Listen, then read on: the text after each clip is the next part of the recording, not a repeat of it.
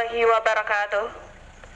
Warga Kota Banda Aceh yang kami muliakan, di masa pandemi COVID-19 saat ini, pemerintah Kota Banda Aceh menghimbau kepada seluruh masyarakat untuk menahan diri agar tetap berada di rumah, menjauhi kerumunan, dan mengurangi aktivitas keluar rumah jika tidak perlu.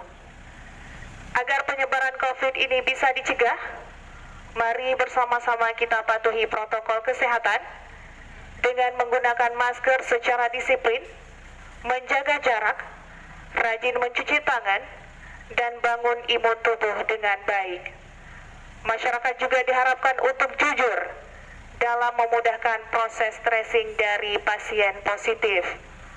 Mari kita terus berikhtiar dan bertawakal kepada Allah dengan memperbanyak zikir dan membaca doa tolak bala setiap kali selesai sholat fardu.